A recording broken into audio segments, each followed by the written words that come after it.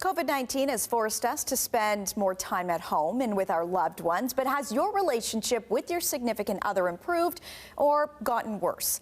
Mitchell Smolkin is a couples therapist, a registered psychotherapist, author, and public speaker, and joins us today with some tips.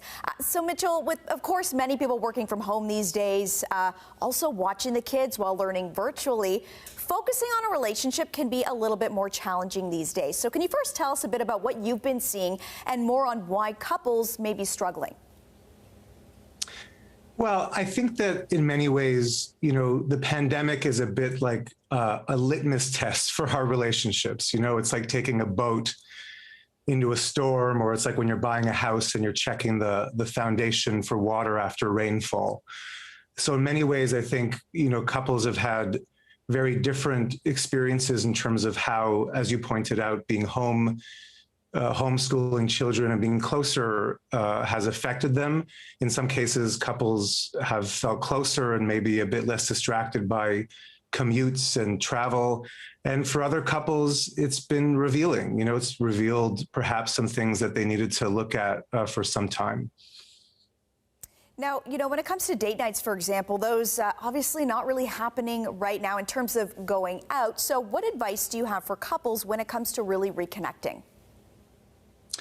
Well, I think, even in talking about date night, there's just intentionality in that, right? There's a deliberateness of putting something in the calendar, of marking out space. The couples I see often even talk about couples therapy often as their date. How often do you spend an hour and a half just sitting with your partner, catching up, talking?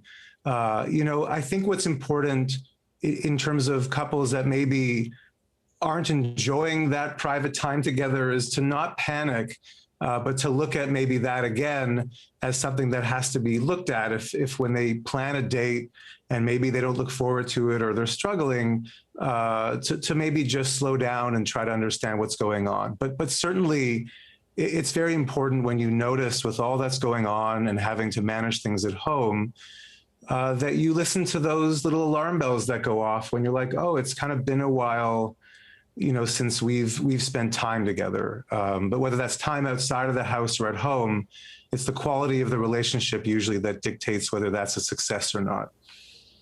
And further to that, carving out, a specific date for maybe a date night at home, for example, what other tips do you have in terms of really strengthening that relationship when it comes to a daily basis while at home?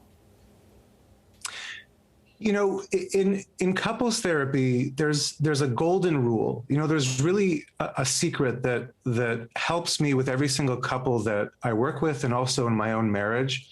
And it's an idea which is called repair. And really what that means is that most couples, including myself earlier in my marriage, when you start to learn more about your partner, when the differences sort of come out, often we get scared because we want, all of us want things to go well. You want to feel good. And so the idea of repair in terms of a tip for couples is, if you notice that things are happening, if you notice, for instance, like you mentioned, that you're a bit more on top of each other, if maybe you don't have a lot of space, it's crucial to come back to those moments, to take some time and bring up maybe some things that are concerning you. And that's also tricky advice to give as well, because some people are not very comfortable talking about their feelings. People think it's negative, or we often think that somebody's complaining.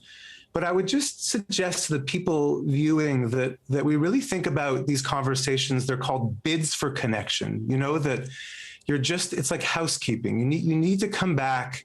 Like my grandmother would always say, a thread and a thread makes a full sweater.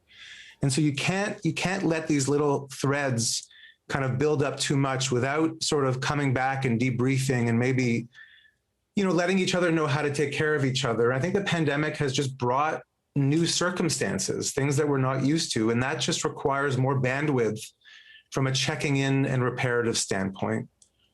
Mm-hmm. And to your point, especially after going through this pandemic, it's been more than a year too. Mitchell, do you have any final advice or tips for couples who may be watching and may be really struggling right now? Well, I mean, we just saw the separation of, the gates in the United States, and there was an article in CNN looking at how, divorce rates are going up actually in the older population. They're actually going down, interestingly enough, in those that are in their 20s and early 30s. And I think one of the reasons, just to come back to your question for that, is just that the younger generation are a little bit more used to kind of reflecting on their feelings. Everybody's on social media.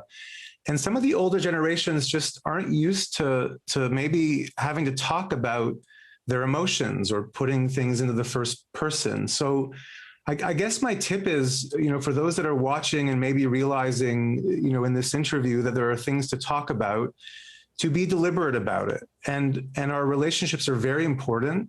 And if you notice that you've become very distant or you're kind of on the edge, to, get some professional help. Couples therapy is very different now than it used to be.